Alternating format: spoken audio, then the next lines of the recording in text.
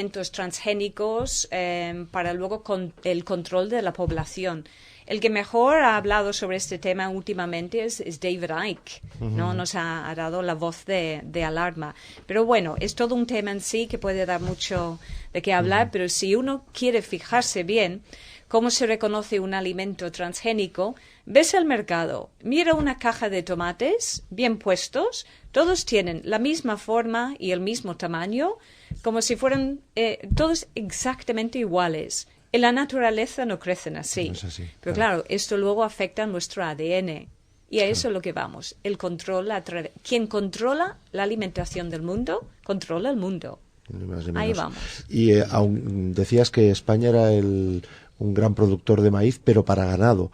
Quiere decir, esto también nos llega, obviamente, En ¿no? principio sí, es lo que se dice, evidentemente. Bueno, ahora también se dice que la mayor parte del maíz que se puede adquirir en los supermercados es transgénico.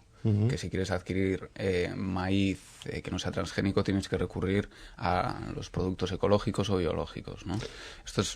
Pero bueno, esto habría que contrastarlo mejor y hacer... No, es un tema aparte, ¿no? Hablar un día sobre alimentación, que lo haremos también, y quizá contigo, Susan, si eres tan amable, porque es un tema, bueno, la alimentación es vital, ¿no? O sea que, pero los transgénicos, a ver, claro, siempre se han vendido, o se nos han vendido los más media, pues como que es algo que es la gran solución, ¿no? A la crisis, ¿no? Es decir, bueno, pues si modificamos genéticamente una serie de alimentos y podemos tener más producción, podremos finalmente alimentar a ese mundo que es muy grande, que son 7.000 millones, creo que ya somos, ¿no?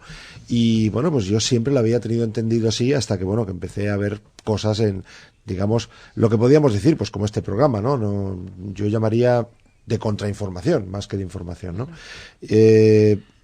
Claro, ¿qué hay de cierto en esto? O sea, realmente el transgénico se nos ha vendido como una solución. ¿Es así? Lo venden como algo bueno, ¿vale? Para engañarnos, pero realmente el trasfondo es el control de la población. Fíjate hacia dónde vamos, ¿no? Sabemos el tema de los chemtrails. Ahora, los pequeños agricultores que hacen su propia cosecha ecológica están encontrando que no pueden ni siquiera germinar sus propias semillas. ¿Qué pasa? Con los chemtrails están echando esos químicos para que sus cosechas ecológicas no puedan utilizar las semillas de la calabaza para crear nuevas calabazas en su cosecha. En cambio, los que manipulan todo lo que es el tema transgénico, los chemtrails no los afectan porque ellos están utilizando para cultivar, pero con resistencia al aluminio. Aluminio es una de las sustancias que están utilizando en los chemtrails. Tenemos que explicar un poco los chemtrails. Las estelas químicas. Trails, the chemical trails de líneas, ¿verdad? Estelas químicas, que bueno, que hay muchas personas que están o estamos denunciando que cosas que no cuadran, ¿no? Se ven como unos aviones que van pasando, que tienen unas estelas muy largas, que esas estelas tan largas, si fueran vapor de agua o vapor de aire, no serían tan largas, y que bueno, pues hay una serie de cosas que no cuadran en absoluto, y hay muchas personas que estamos denunciando, y yo creo que ese será otro programa también, porque es que tiene tela el tema de los chemtrails, ¿no? Quería explicarlo porque Susan había hablado de los chemtrails. La fumigación de la población.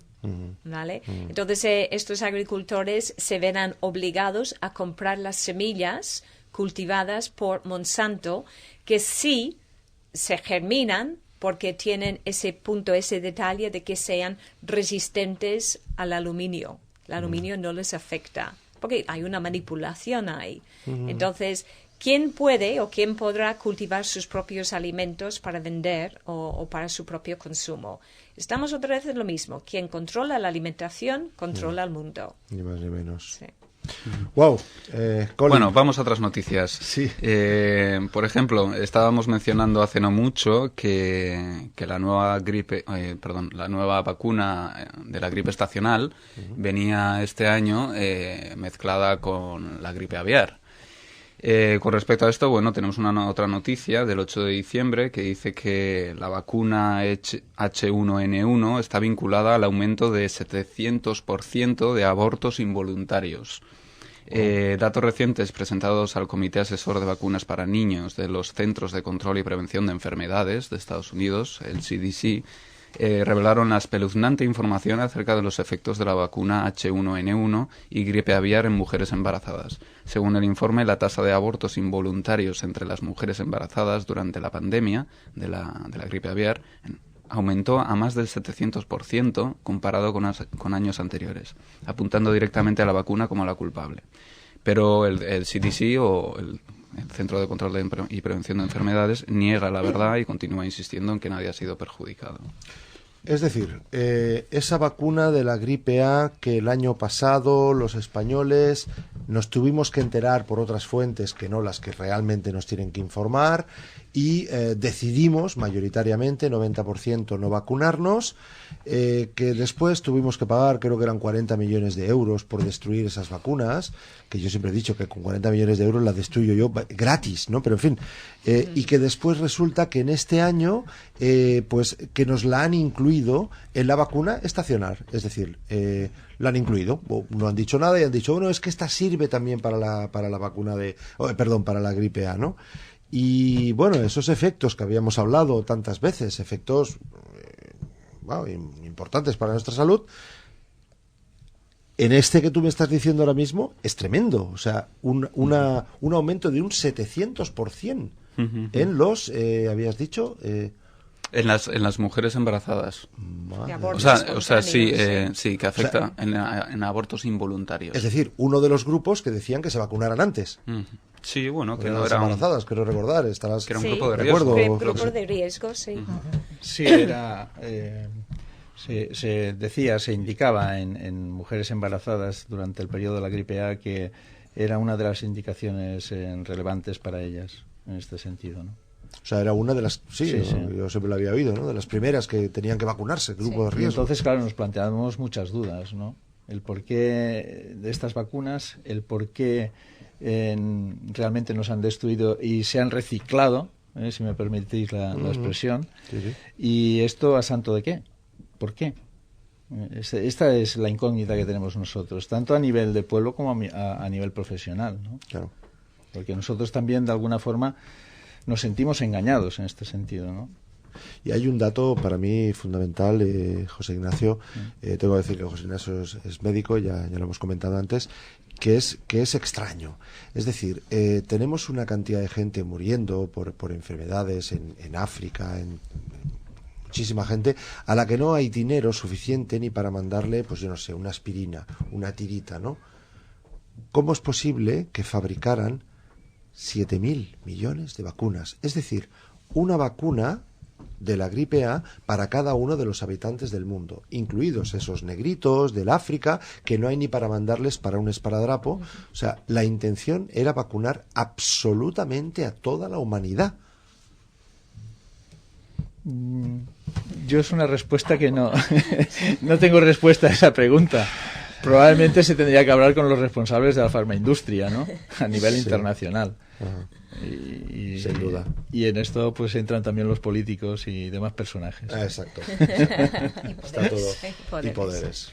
Yo tengo un caso en particular de una paciente que vino después de ponerse la vacuna de la gripe estacional, como lleva haciendo desde hace muchísimos años, ¿no? Una señora de unos 65 años o así. Y me viene bastante angustiada, dice Susana, es que hace una semana me puse la vacuna esta, pero al día siguiente de ponerme la vacuna se me paralizaron los brazos, ¿vale? Y estuvo 2 o 3 días sin tener ningún tipo de sensibilidad en los brazos. Ya fue al hospital y preguntó y tal, y dice, es un ligero efecto secundario de la vacuna, pero no pasa nada, enseguida recuperas. Bien, solo se te han paralizado los 2 brazos, sí. Está bien. Pequeño efecto secundario. Fantástico, vamos. Colin. Sí, vamos a ir un pelín rapidito en estas. En referencia al tema de la Reserva Federal, había una noticia de que 420 bancos exigen una moneda única mundial. Vamos a pasar adelante. ¿A qué me suena eso? Pero en fin.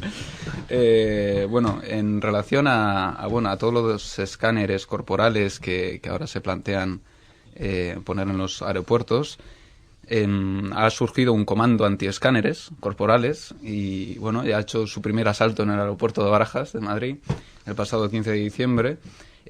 Asaltaron el aeropuerto de Barajas disfrazados con monos blancos para informar al personal y a los pacientes viajeros de las colas sobre la futura implantación de escáneres corporales en los aeropuertos españoles bajo presión de los Estados Unidos. En la injerencia que esto supone a la intimidad de cada persona y los efectos negativos para la salud que tiene la exposición del organismo a cualquier dosis de radiación. Bueno, pues durante la operación repartieron folletos y dulces para amenizar el encuentro con ambiente navideño. Tenemos que comentar, Colin, de que gracioso, que bueno, que la persona que está un poco liderando todo este asunto lo tuvimos en ese primer programa que hicimos sobre atentados de falsas banderas, y es el comandante Mitoa Campos. Correcto. Entonces, pues bueno, incluso hemos hablado con él porque quieren hacer la misma, quieren hacer una reproducción de lo que hicieron en Madrid, lo quieren hacer en Barcelona. Bueno, ahí estaremos micrófono en mano a ver lo que pasa en el aeropuerto de Barcelona. O sea que, llegado su momento, informaremos en detalle sobre el tema de esos escáneres que quieren poner, que primero posiblemente pueden estar en los aeropuertos, pero como decía el propio Mitoa, a ver, si lo van a poner en un aeropuerto porque en un avión suben 100 personas, pues aquí en España sabemos muy claro de que en un tren van más de 100 personas, con lo cual un atentado en un tren también es posible y sería incluso mucho más mortífero, por decirlo así. Con lo cual, ese escáner al final posiblemente lo acabemos teniendo en la puerta del supermercado, donde pasemos nosotros y la comida... La comida no, porque se verá que es transgénica igual. A través de... O hace pip al pasar la comida. O hace pip, ¿no? Pero vamos radiándonos con esos rayos X para la salud y sobre todo, bueno, en esa posición tan humillante, ¿no? Que se está viendo en televisión con los brazos levantados y que te estén viendo totalmente desnudo. O sea, eso, bueno, hay que a quién le importa más, quién le importa menos, ¿no? Pero yo entiendo que en ciertas religiones, por ejemplo la islamista, pues bueno, no le tiene que hacer ninguna gracia. Es más, esos datos no están llegando a una institución, están llegando a empresas privadas. Y las empresas privadas, pues bueno, ya sabemos, digamos, de cuáles son su escala de valores y escala de intereses. Es decir, ¿quién te dice que esa información contigo, pues viéndote desnudo del derecho y del revés, pues no puede llegar al final a verlo colgado en YouTube, por ejemplo, ¿no?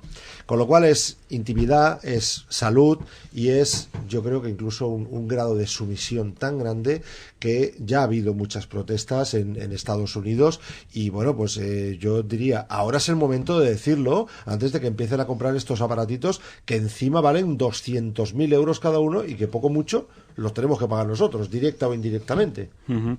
Sí, bueno, yo también creo que habría que empezar a investigar profundamente cuál es el efecto real que puede proporcionar al organismo y a la salud de este tipo de escáneres, porque ya se está comentando sobre la radioactividad, ¿no?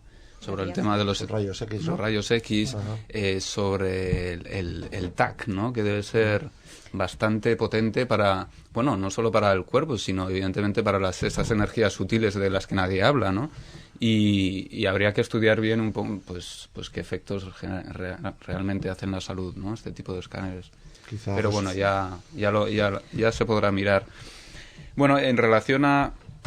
La radiación en sí tiene un efecto acumulativo y ya sabemos hoy por hoy que la radiación produce cáncer. Una gran cantidad de pacientes que pasan por radioterapia por algún cáncer en alguna parte de su cuerpo suelen luego tener como efecto secundario un cáncer de tiroides. Es un efecto secundario muy